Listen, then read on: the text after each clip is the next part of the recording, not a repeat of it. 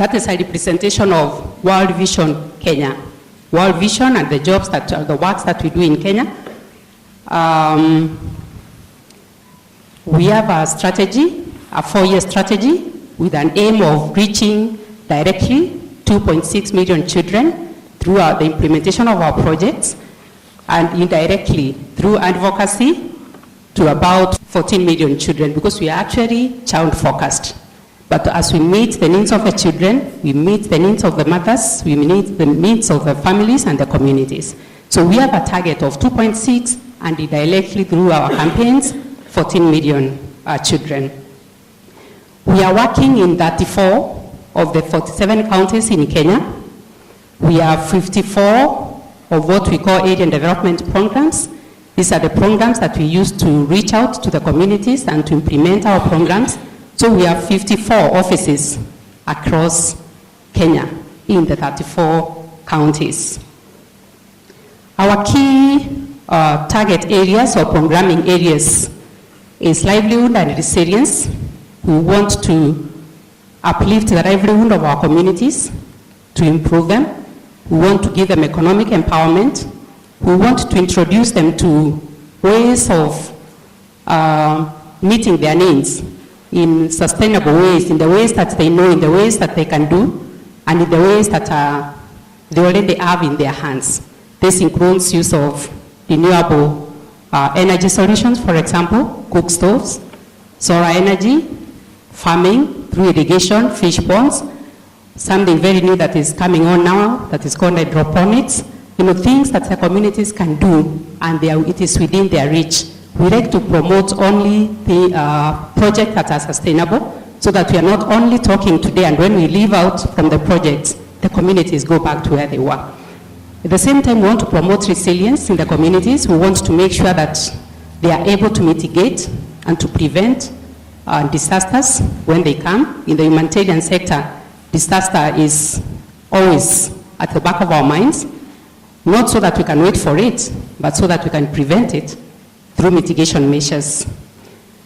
We want to do protection and education, and this is a key area. We want to make sure that children are in school. We want to make sure that we are addressing the poor cultural activities or activities that happen, like the FGM, the early marriages, the child labor that keeps the boy child from school. I know different ways of making sure that these children are protected and the families are protected as well.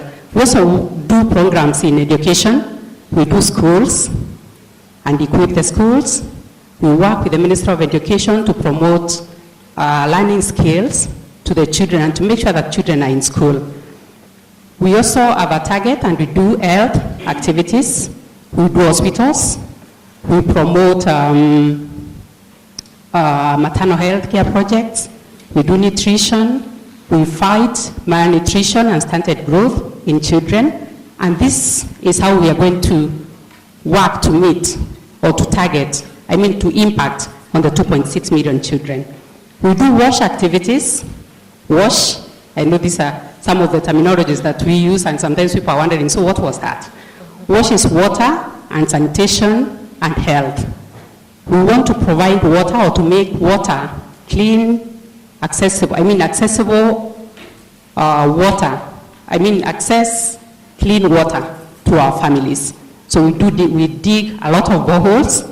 We equip the boreholes with the pumping and solar energy. We do distribution of the water so that we are making sure again that the children are not having to stay out of school so that they can go and cover kilometers to fetch water.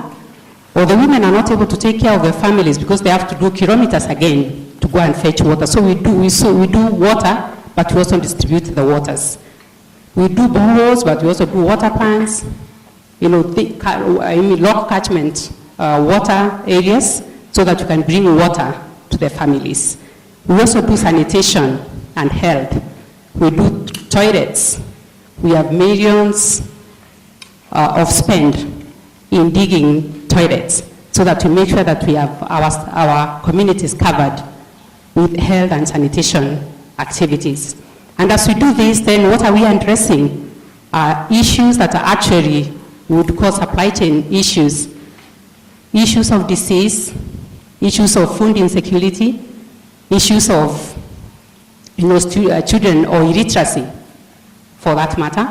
And we want to make sure that these are addressed. These are the supply chain issues that looking across in the country, but actually which is a representation of the region as a whole. The disease, the outbreak of diseases, cholera, we were fighting cholera last year within the country, but we have all these disease outbreaks in the other East African countries as well. So we have common issues that we are working to mitigate through the programming areas that I have just shared. And with this we are doing, World Vision is doing this through partners. We have the communities, we have the government, we have faith organizations, we have corporates, NGOs, suppliers and construction companies. We have learning institutions that we work with. We're actually working with a lot of the universities so that we make sure that as we do the technical programming, then we are working with the people that know. And actually, why I was saying that I'm excited to do networking today is because these are the kind of collaborations that I would wish that I can meet, we discuss, and we can make appointments so that we can be able to discuss deeper now in as far as World Vision is concerned. I looked at the issues that I've just talked about, and I thought, aren't us therefore supply chain management or supply chain managers or supply chain practitioners help in managing those issues? The organizations and the partners are here, the supply chain, but what is supply chain management doing about fronting this or looking at these issues and providing solutions? And I just looked at what supply chain management could mean, this, and I think this is also in our books. It is an attempt to optimize the flow of materials across the value chain. And the value chain, actually, if I just go back to the slide that I've just worked on, the value chain starts from our partners who give us the money, the donors, the government who give us the support, across the organization that has been given the resources, and to the final beneficiary. For World Vision, the final beneficiary is the child. So how do we make this chain flow, not disjointed, not what we saw Kenza saying, doing everything and that are almost not doing anything or not achieving anything, not delivering anything at the end of the chain. So it is to make sure that we are making a flow through the chain and delivering to the so needy, and especially in the humanitarian experience or sector, and Figure has just said it is about life. So it is how do you keep that child alive? And how do you make them grow as a child the way God has intended for them? So that is our objective. And I looked at objectives of supply chain management, and I will not read them, they are up on the board. But what I wanted to stress on, especially for this forum, is innovation and flexibility. A lot of times we know the speed, the cost, the reliability, but we forget innovation. So we keep doing things the same way, turning the wheel that has not been moving and still pushing it, even if it never moved 10 years ago. So I'm thinking today we can start thinking innovation. What can we do differently? How can we think outside the box? How can we do collaborations? How can we discuss with our partners? And for supply chain management, we have key partners that we call suppliers. What can we do with them to make sure that the other objectives are achieved? Because until you engage with a supplier, then you have no product or service. Therefore, you're not delivering any. And I looked at some of the supply chain gaps that we experience in the humanitarian sector, and probably even in the other sectors, as we deliver to our promise as practitioners. We have major shortfalls, especially because of being very transactional. We are always just running around, and I was thinking, Pamela, probably this room would have been full. I don't know if you got your numbers, but it's likely that there's somebody that was called to go to work, even if they had planned to be here. Because a need just came this morning or last night, and they were called and they were told, no, forget about PSA, you must be at the office. Because you are transactional. There hasn't been a plan on how to deliver. So we are learning, ever firefighting, that's what we say. You're ever reacting. So you even make the suppliers work in the same way, ever learning around with you. So you're not able to sit and do some good thinking, some good reflection, because there's always something happening. There's a purchase request that has just come in and I must support.